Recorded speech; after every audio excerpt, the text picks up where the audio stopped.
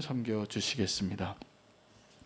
이 시간에 다 같이 하나님을 경외하는 마음으로 자리에서 일어나셔서 오늘 우리에게 주신 하나님의 말씀 에스라 6장 13절에서 22절 말씀 교독하도록 하겠습니다.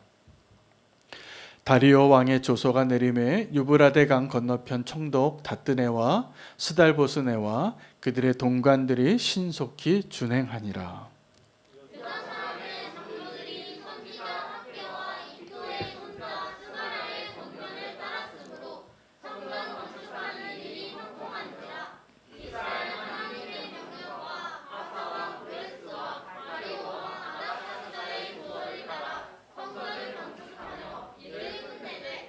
다리오 왕 제6년 아달월 3일에 성전일을 끝내니라.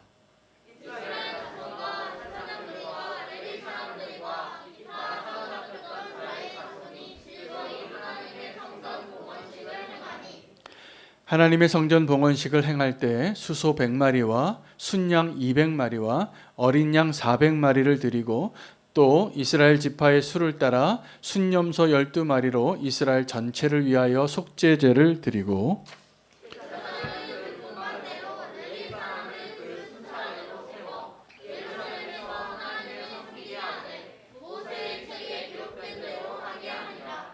사로잡혔던 자의 자손이 첫째 달 14일에 유월절을 지키되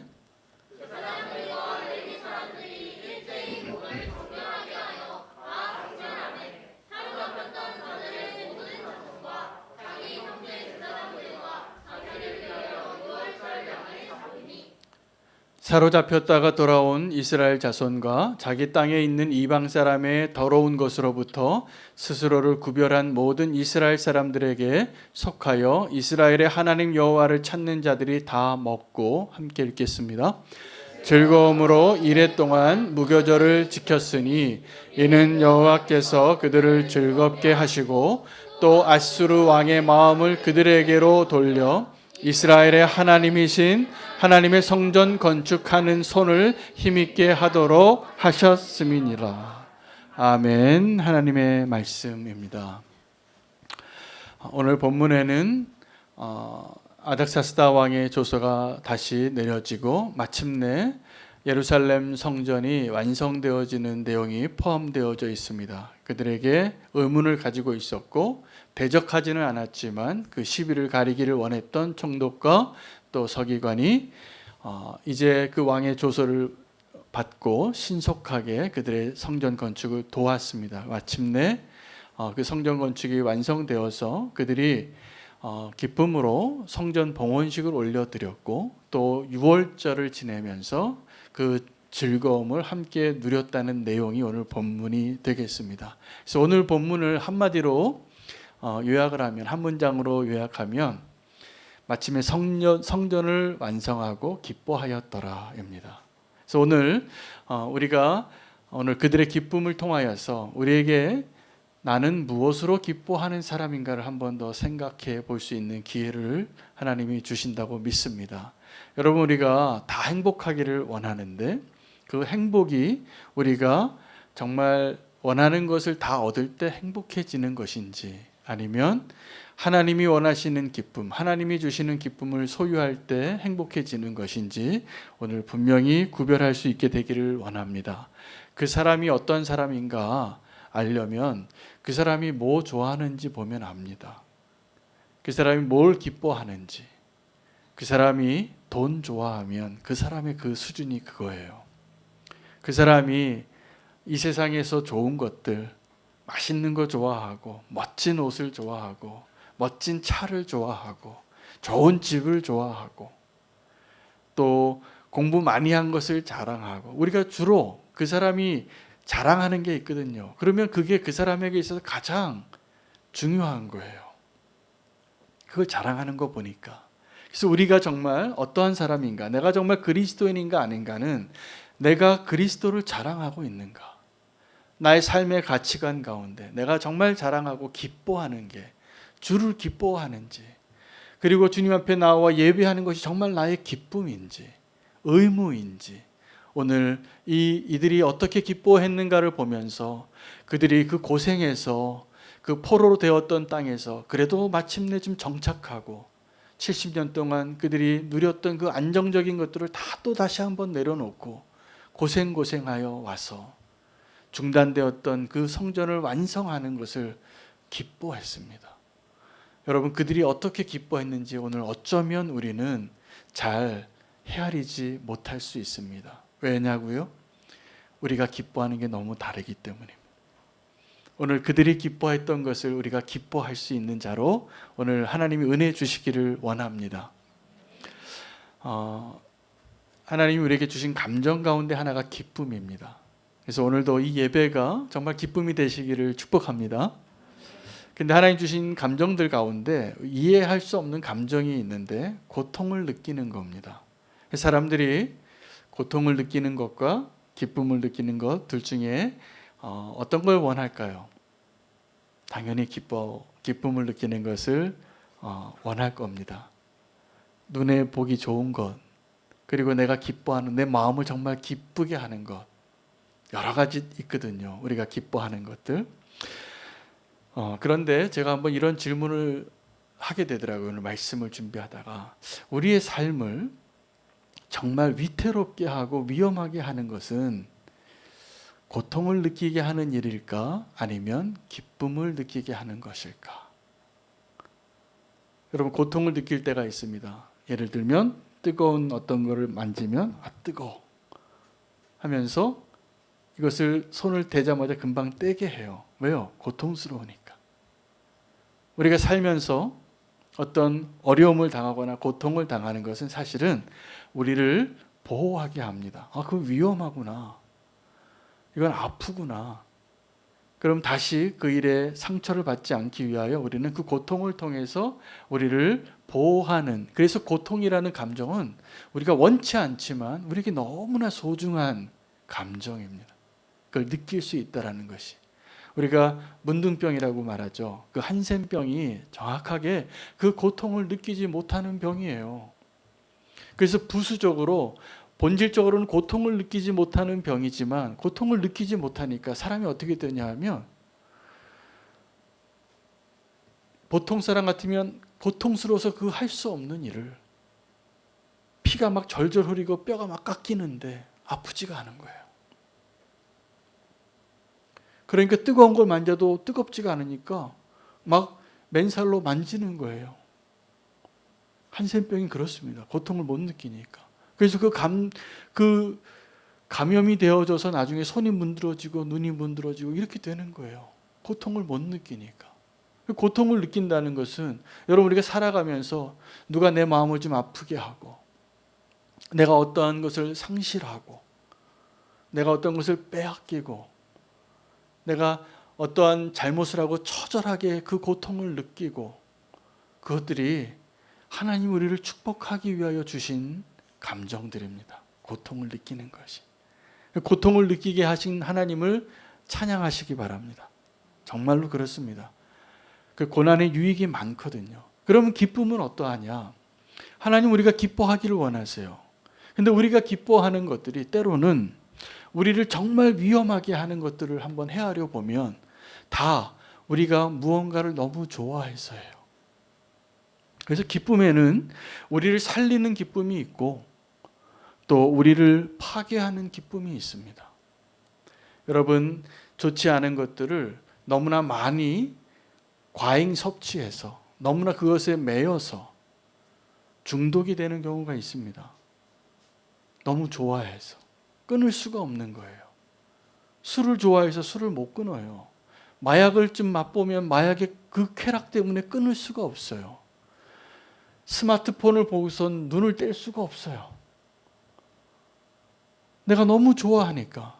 이러한 것들이 어떠한 것이냐 하면 우리를 해롭게 하는, 우리를 위험하게 하는, 그 정말 위험하게 하는 것은 고통이 아니라 기쁨이더라고요. 우리가 너무 좋아하는 것들, 그것이 우리를 도리어 위태롭게 할 때가 너무나 많습니다. 아이들이 먹을 거를 좋아하는 게 대부분 입에 단 것들 좋아해요. 그래서 입에 좋은 거, 입에 맛있는 것만 먹으면 어떻게 되냐면 식단의 균형을 잃어버리는 거죠. 그래서 정말 몸에 필요한 그러한 영양소를 섭취 못하니까 엄마들이 대부분 아이들에게 잔소리하는 거예요. 그것 좀 인스턴트 식품 좀 먹지 말라고. 그 이빨 썩고 너무 단 거 좀 그만 먹으라고. 왜요? 그것이 입에는 달지만 몸에는 해롭잖아요. 다 다른 것들을 입맛을 잃어버리고 정말 건강한 음식을 섭취 못하게 하니까. 여러분, 하나님께서 우리에게 하지 말라고, 내가 할 테니까 너희 하지 말라고 한 것 중에 하나가 복수하는 겁니다. 여러분, 우리가 어떠한 누구에게 어려움을 당하고 아픔을 받으면, 내가 뺨 한 대를 맞으면 우리의 본능적인 감정은 어떤 거냐면 나도 뺨 한 대 때리고 싶어요. 근데 그것을 그냥 내 본능에 그냥 내버려 두면 뺨 한 대 가지고 안 끝납니다. 결국은 내가 파괴되어지고 내가 무너지는 것을 하나님이 아시기 때문에 복수하는 것은 너희가 하지 마라.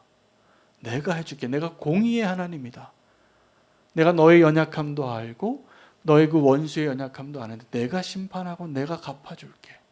근데 우리는 어떠한 마음이 많냐 하면 복수를 내 손으로 하고 싶어요. 내 가족의 저 철천지 원수를 저 감옥에 보내서 편안하게 죽게 하고 싶지 않아서 내 손으로 복수를 하겠다. 이게 보통 영화 스토리 주제입니다. 보통 무협지의 스토리 라인이 그거예요. 처음에 어떤 집안의 원수가 다 칼로 어떤 집안을 다 멸하는데 아이가 혼자 하나 살아남아요. 그럼 그 아이가 복수하는 게 이제 그 이야기의 줄거리예요. 그 아이는 복수하기 위해서 사는 거예요. 복수가 나의 힘이에요. 복수보다 짜릿한 게 없어요. 성경의 인물 가운데 내 힘으로, 나의 기쁨으로 내가 기뻐서 그 복수하는 것을 하려고 했다가 정말 불행해진 사람이 너무나 많아요. 레위와 시몬이 저주를 받아요. 압살롬이 자기 누이의 복수를 하다가 모든 것을 잃어버려요. 하나님은 우리가 내가 기뻐하는 것, 내가 원수 갚고 싶어하는 것보다 더 강력한 열망이 없다니까요. 왠지 아십니까? 나는 저 악한 사람을 내가 복수할 수 있는 권리가 있다. 저 사람은 죽어도 마땅하다. 이게 너무 확실한 거예요. 그래서 내가 심판하고 내가 원수를 갚고 내가 그것을 보복하는 것이 너무나 정당하기 때문에 이보다 큰 기쁨이 없는 겁니다. 이 악을 멸하는 것과 같이. 그러나 그게 얼마나 위험한지를 모릅니다. 하나님께서 우리에게 그래서 우리가 원하는 그 기쁨이 아니라 더 큰 기쁨을 소유한 자로, 더 큰 기쁨으로 사는 자가 되기를 원하셔서 하나님이 주시는 기쁨으로 살라고 말씀하시는 겁니다. 하나님이 주시는 기쁨으로 사는 것은 우리가 하나님을 기쁘게 하는 것과 나를 기쁘게 하는 것 사이에서 고민할 때 여러분은 주로 어떤 것 택하시게 되었습니까? 지금까지 살아오시면서 하나님이 기뻐하시는 것과 내가 기뻐하는 것을 두고 고민하고 갈등하게 될 때, 만약에 여러분이 그때 하나님이 기뻐하시는 대로 선택하고 살아오셨다면 정말 믿음의 사람이십니다. 대부분 정말 우리가 그 믿음의 사람이 되지 못합니다. 왜냐하면 우리가 내가 기뻐하는 걸 더 강렬하게 원하기 때문에 그렇습니다. 믿음이 없이는 하나님을 기쁘시게 할 수 없습니다. 그러면 그 하나님을 기쁘시게 하는 그 비결이, 믿음으로 사는 비결이 뭐냐 하면 딱 한 가지예요. 순종하는 겁니다. 여러분, 순종해야 될 상황에 순종하기가 어려운 상황이 있습니다.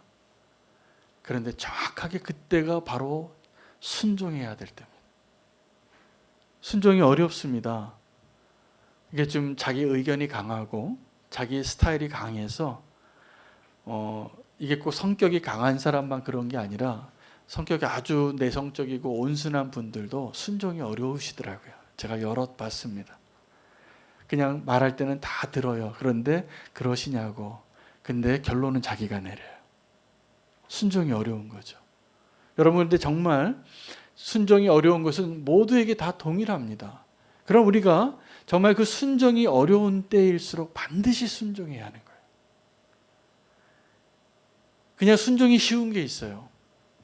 어떤 걸까요? 내가 너무나 사랑하는 사람, 사랑스러운 사람에게 사랑을 베푸는 것. 예를 들면 엄마가 아이를 사랑하는 것. 남자가 연애하는데 한 여인을 너무나 사랑하는 것. 이런 거는요, 말려도 해요.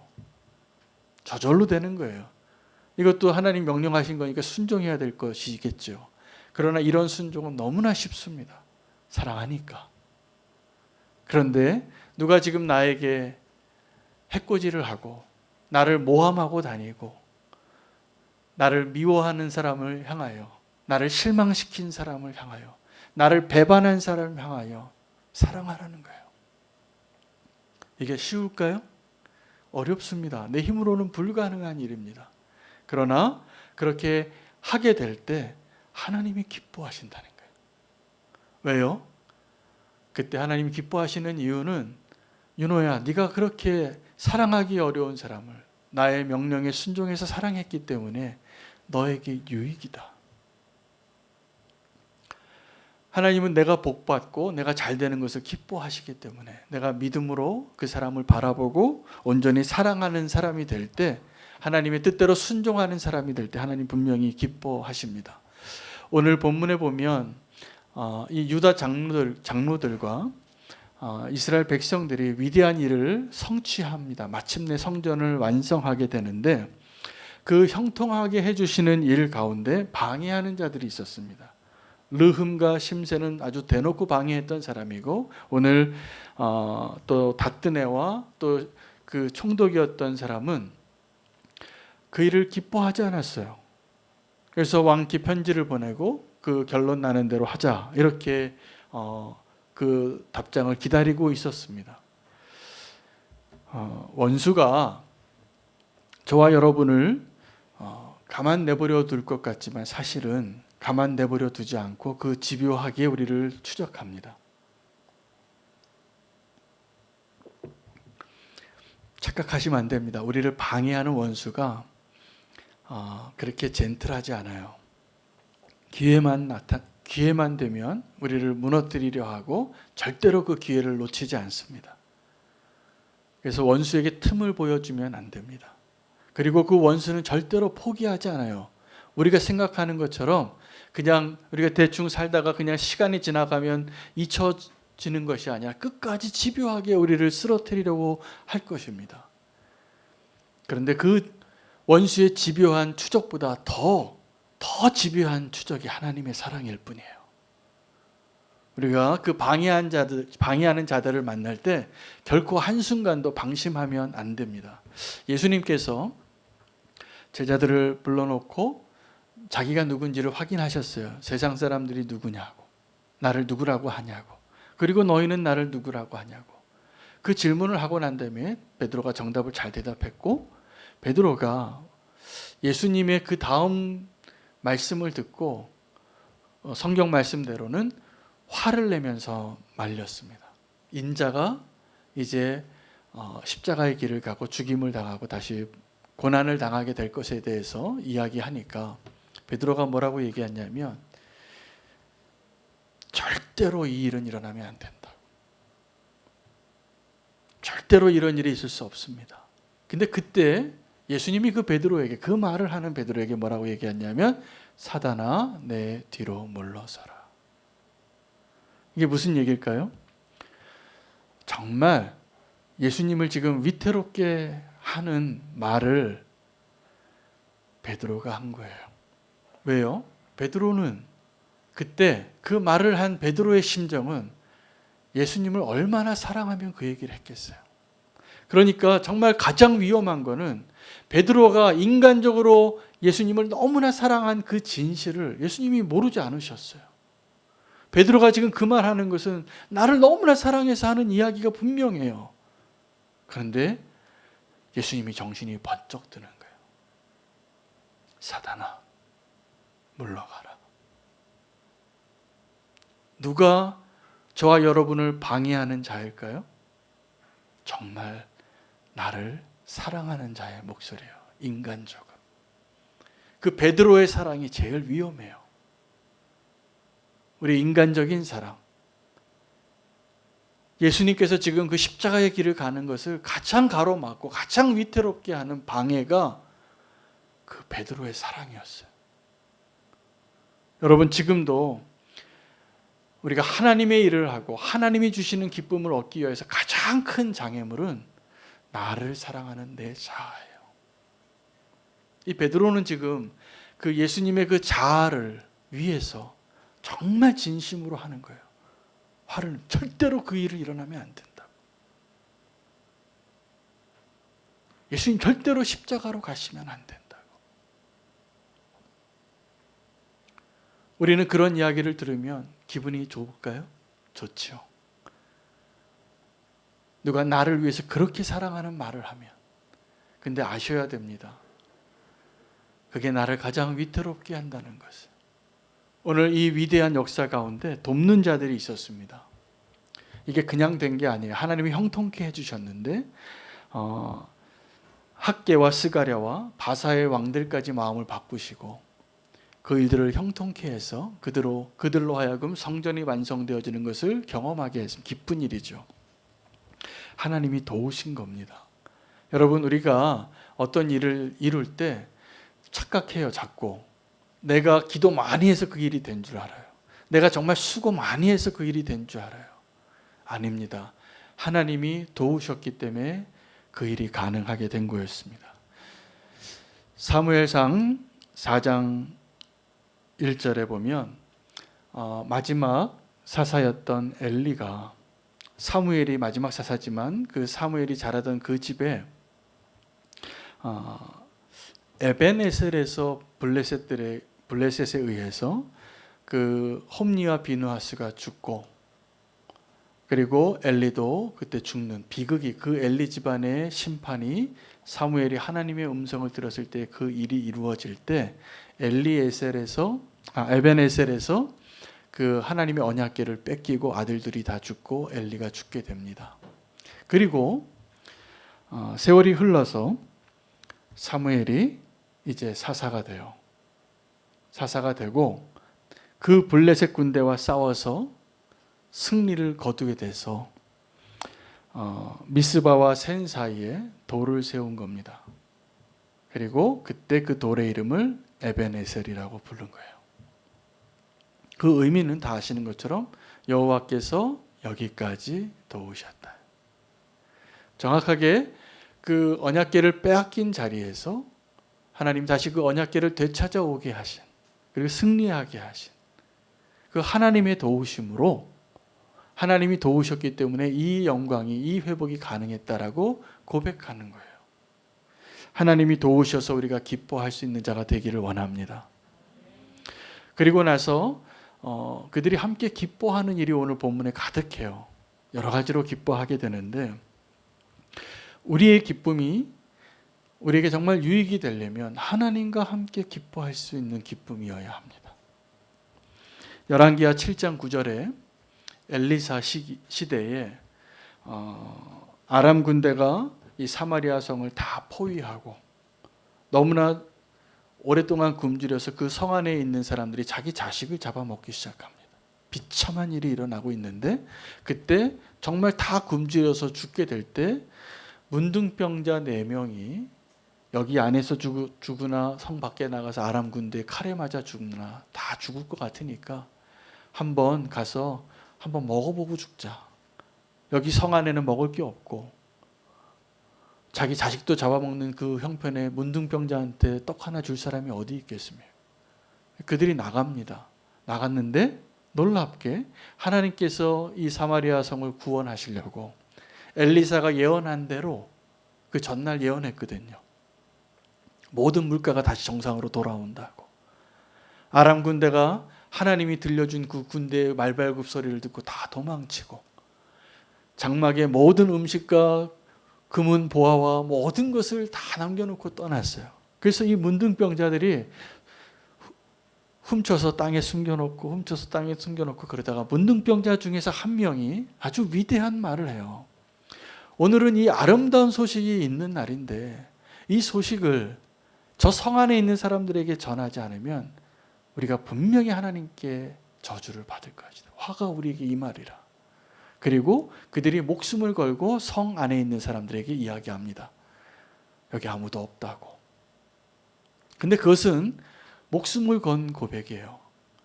이 문둥병자들을 말을 누가 믿겠어요? 스파이 말이라고 오해받을 수 있는데. 그런데 그가 그 문둥병자 중에 한 명, 나중에 그가 게하시라고 우리가 아주 논리적으로 추측할 수 있는 근거가 그 다음 장에 나옵니다. 그 게하시가 자기가 왜 문둥병이 걸렸는지 아시잖아요. 나아만 장군에게 그 신할의 아름다운 외투 좀 갖고 싶어 탐욕이 생겨서 그거 숨겨놓다가 거짓말하다가 문둥병이 걸렸거든요. 그 똑같은 행위를 한 거죠. 언제요? 그 아람 군대가 떠나고 난 다음에 그 보아들을 숨겨놓고 또 숨겨놓고. 때로는요, 우리가 죄 지은 경험도, 우리가 무너진 경험도 하나님의 은혜를 발견하는 기회로 하나님이 축복해 주시는 것 같아요. 그리고 그가 그렇게 얘기합니다. 이 아름다운 소식을 오늘 내가 전하지 않으면 화가 내게 임하리라. 여러분, 복음은 정확하게 어떤 거냐 하면 함께 기뻐할 수 있는 겁니다. 여러분, 이 세상에서 우리가 기뻐하는 건 어떤 거냐면 기뻐하는 것일수록 누구랑 나누기 싫어요. 여러분, 내가 여기 지금 이 밭에 금은 보화를 발견했으면 그 누구한테 말합니까? 내가 로또가 당첨되면 누구한테 말할 수 있습니까? 안 말할걸요? 어쩜 막 부부 사이에도 말 안 하려고 그럴지도 몰라요. 로또 당첨됐는데 나 혼자 갖고 싶었어. 근데 복음은 그렇지 않아요. 내가 이 복음의 이 기쁜 소식, 이 아름다운 소식을 내가 오늘 전하지 않으면 화가 내게 임하리라. 여러분, 내 탐욕과 복음의 차이가 이겁니다. 함께 기뻐할 수 없으면 복음이 아니에요. 함께 기뻐할 수 있는 그 기쁨으로 충만하시기를 축복합니다. 누가복음 15장에 잃어버린 자들의 그 비유에 99마리의 양과 한 마리 잃어버린 양, 10개의 동전 가운데 잃어버린 하나의 동전과 9개의 동전, 두 아들 가운데 잃어버린 아들과 함께 있었던 아들, 다 똑같게 거기서 공통적으로 나오는 그 이야기의 주제는 뭐냐면 잔치를 벌려서 함께 기뻐했다는 사실. 찾았기 때문에. 하나님은 그 잃어버린 자를 찾는 것을 너무나 기뻐하세요. 우리가 새생명 축제를, 저는 일이 너무 하나님 기뻐하실 일이라는 확신이 너무나 많이 들어요. 기도할수록. 이거 왜 우리가 3년 동안 이거 안 했지? 싶어요. 꼭 했어야 됐는데. 하나님 이렇게 기뻐하시는데 기도할수록 분명해져요. 하나님이 그걸 너무나 기뻐하시는 거예요. 잃어버린 영혼 하나를 주님께서 찾으시는 것을. 그런데 함께 기뻐하지 못하는 한 사람을 소개해요. 아버지랑 늘 함께 있었지만 동생에게 더 잘해주는 그 아버지를 이해하지 못하는 그 한 아들. 그는 그 복음의 이야기 가운데, 이 기쁜 소식의 이야기 가운데 가장 불행한, 잃어버린 그 아들보다 더 불행한 한 아들로 소개되어지는 것. 우리가 만약에 아버지와 함께 있으면서 이렇게 교회로 모여 있으면서 이렇게 성도로 살면서 잃어버린 영혼을 기뻐하는 그 아버지의 마음에 함께 기뻐할 수 없다면, 그 일을 내가 기뻐서 하는 게 아니라 의무로 하고, 그것이 내가 최우선순위가 아니라 시간이 나면 하고 그냥 떠밀려서 하고 그러한 모습이라면 우리가 그 첫째 아들인 거예요. 기쁘지 않으니까. 의무로 하지 마시기 바랍니다. 어쩌면 우리가 그 태신자를 품고 4달 동안 무엇을 위해서 기도해야 하는가? 그 영혼을 위해서 기도하는 것과 동시에 내 마음이 변화되도록 기도해야 돼. 함께 기뻐하는 자가 되도록. 그 누가복음 15장에 정말 누가 문제였냐면 그 잃어버린 자가 아니었어요. 그 잃어버린 아들이 아니에요. 아버지의 재산을 가지고 허랑방탕하게 사는 그 잃어버린 탕자가 아니라 아버지와 함께 있으면서도 함께 기뻐하지 못하는 그 사람이 불행한 사람이에요. 우리 가운데 그 사람 없기를 바랍니다. 잃어버린 영혼을 함께 기뻐하고 아버지의 마음으로 함께 변화되어지는 것, 이게 우리가 정말 놓치지 말아야 할 기쁨이잖아요. 그들이 2가지 일을 했습니다. 오늘 기쁨의 이야기, 기쁨의 이유가 2가지가 나오는데, 하나는 성전 봉헌식을 했고 하나는 유월절을 지켰는데 성전 봉헌식은 하나님께 드리는 기쁨이에요. 그들은 어쩌면 이 성전을 완성하고 우리가 마침내 해냈구나. 우리 참 대단하지? 김 집사님 너무 수고했어요. 이러고 말았을 거예요. 우리끼리 그냥 기뻐하고. 근데 성전 봉헌식을 했다는 건 뭐냐면 내가 그렇게 수고했지만 내가 그렇게 희생하고 헌신하고 모험을 결단하고 나의 안락한 것을 포기하고 그 일을 했지만 하나님께 감사하는 거예요. 이것도 하나님이 하신 일입니다. 이거 하나님이 도와주시지 않으면 일이 불가능했습니다. 그게 성전 봉헌식이에요. 이걸 다 만들어 형통케 하고 마침내 그 수고를 많이 했지만 하나님께 올려드리는 그 기쁨. 그게 성전 봉헌식이에요. 그래서 그 성전 봉헌식에 숫소 100마리, 순양 200마리, 어린 양 400마리, 각 지파마다 순염소 1마리씩 12마리를 올려드리며 기뻐했어요. 하나님께 올려드리는 기쁨이에요. 여러분, 하나님께 헌금할 때 기쁘십니까? 아깝습니까? 그럼 제가 기쁠 수 있는 만큼만 하세요. 그 이상 그거 하는 거는 아무것도 아니에요. 하나님 받으실 게 아무것도 없어요. 기쁨으로 하는 거예요. 기쁨으로. 그 기쁨이 없으면 하지 마세요. 그건 정말 아까운 거예요. 제가 보기에. 하나님도 안 받으실 텐데. 그거 어디다 써요? 하나님 기뻐하시지 않는 예물을. 하나님 기뻐하신다면 내 생명도 드리고, 사실은요, 하나님이 돈이 필요하지 않으세요. 하나님 우리의 마음을 원하시잖아요. 하나님께 내 삶을 다 드릴 수 있는 걸 증명하기 위해서 예물도 드리고 헌금도 하고 그러는 거죠. 여러분들, 우리의 인생 가운데 뭐가 가장 큰 축복이겠어요? 저는요, 아무것도 모르고 23살 때 예수님 믿고 그때 제 인생 드렸다니까요. 저는 그때 철부지 때 예수님 만나서 내 인생 다 드린 게 정말 무슨 의미인지도 모르고 인생을 더 헤아려 보지도 않고 그렇게 주님 앞에 고백했는데, 제가 생각해 보니까 하나님이 제 안에 성령으로 충만케 하셔서 그 고백을 하게 하시고 결정하게 하신 것 같아요. 내 인생을 다 드리니까 고민할 게 없어요. 이제 뭐 내가 주인 돼서 내 마음대로 내가 헤아려서 뭐 할 게 뭐가 있어요. 하나님께 다 드리면 하나님이 다 책임지십니다. 정말 하나님이 기뻐하시는 게 그런 삶이에요. 6월절은 7일 동안 그들이 불편하게 삽니다. 초막절에서 누룩도 없는 빵을 먹고. 왜냐하면 노예에서 나왔던 그날을 기념하는 거니까. 집 멋있게 지어놓고 살다가 텐트에서 정말 초막절 같이 그렇게 지내고 그걸 지키고 있는 거거든요. 그런데 그들이 정말 기뻐한 이유는 노예된 삶에서 벗어났기 때문이잖아요. 그걸 기뻐하는 거예요. 구원의 기쁨.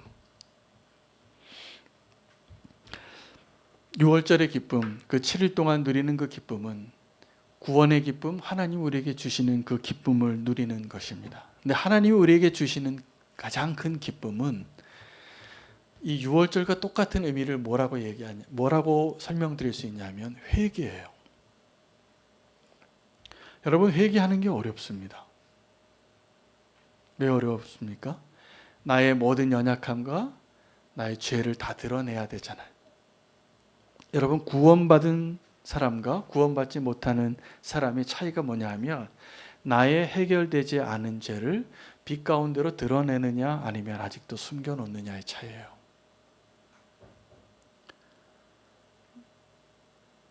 나의 죄악을 하나님께 다 빛 가운데로 드러내는 사람은 하나님이 용서해 주시잖아요. 근데 회개가 어려워요. 그게 나의 죄를, 나의 연약함을 하나님 앞에 빛 가운데 드러내는 게, 내 입술로 고백하는 게. 그래서 계속 변명하고 숨기고 침묵하고 아닌 척하고. 여러분, 그게 노예로 애굽에 있는 삶의 상태인 거예요. 이 6월절이 왜 기쁜지 아십니까? 더 이상 노예가 아니니까. 정말 온전한 회개를 해본 사람만 아는 거예요. 그 기쁨을, 진정한 회개의 기쁨, 이것을 누릴 수 있는 기회를 주신 자리가 예배의 자리예요. 오늘 이 자리예요. 지금 하나님 앞에 우리가 있잖아요. 하나님 앞에 그 기쁨으로 충만하신 분은 아멘 하십시오. 하나님 우리의 죄를 용서하시는 것이 기쁜 그분들은. 여러분, 이거 정말 놀랍게 기쁜 자리예요.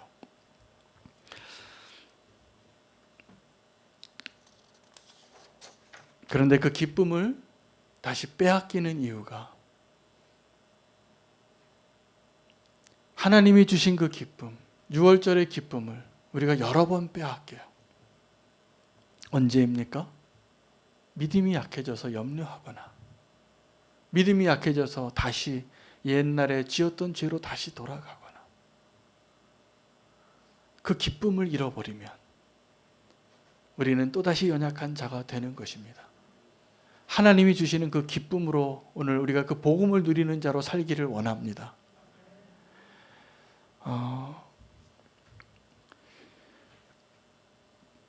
우리가 더 큰 기쁨을 원해서 사실은 더 강력한 어떤 자극을 원해서 중독이 되기도 하고, 이 세상의 것들을, 이 세상이 주는 기쁨을 그렇게 원해서 하나님이 주시는 그 기쁨보다 그것을 더 갈망해서 미끄러지고 다시 돌아갈 때가 너무나 많았습니다. 이제는 하나님이 주시는 그 기쁨, 그 기쁨으로 충만케 되어지고, 하나님이 주시는 그 기쁨, 날마다 우리를 새롭게 믿음의 길로 가게 하면서 하나님이 주시는 기쁨으로 살아가는 그 날로 저와 여러분이 사는 남은 시간을 다 채우시기를 축복합니다. 그것은 이 세상에서 주는 기쁨들이 있잖아요. 어떤 사람들이 조금 더 갖고 싶고, 조금 더 한 계단 올라가고 싶고, 이것과 비교할 수 없는 하나님의 그 부요하심이, 하나님이 함께 기뻐할 수 있는 자리로 저와 여러분을 부르심을 저는 확신합니다. 이게 진짜 복음입니다. 이제 돌아갈 수 없습니다. 우리는 이 세상이 주는 기쁨으로 이 복음의 능력을 더 누리고 하나님 아버지와 함께 기뻐하고, 그래서 오늘 지금 내가 무엇을 기뻐하는지를 한번 생각해 보세요. 나는 정말 뭘 기뻐하는 사람인가? 나는 이 세상에 있는 것들 조금 더 편리하고, 조금 더 멋있고, 조금 더 폼 좀 나고, 이게 기쁜가? 아니면 정말 예수 그리스도의 십자가가 기쁜가? 하나님의 그 은혜의 부요함을 날마다 발견하고 누려서 그 더 큰 기쁨을 날마다 새롭게 갱신해 나가는 그 은혜로 저와 여러분이 함께 서기를 원합니다. 그러면 정말 우리가 복음을 누리는 자가 된 것이라고 저는 믿습니다. 하나님으로 만족하고 하나님을 기뻐하는 자로, 그 하나님의 그 부요함을 더 누릴 수 있는 자가 되게 해달라고 함께 기도하기를 원합니다. 오늘 말씀 붙잡고 함께 기도하겠습니다. 우리가 함께 첫 번째 기도할 것은 우리를 위태롭게 하는 그 기쁨을 따라가는 자가 되지 않게 해달라고 함께 기도하겠습니다. 그래서 하나님, 나에게 진정한 기쁨을 누리는 그 은혜를 허락하여 주시고, 내가 무엇을 기뻐하는 자로, 내가 어떠한 사람인가를 발견할 수 있게 해주시고, 오직 하나님만을, 하나님의 뜻을 구하는 것을 기뻐하는 자로 살게 하여 주시옵소서. 주의 이름 부르고 기도하겠습니다. 주여.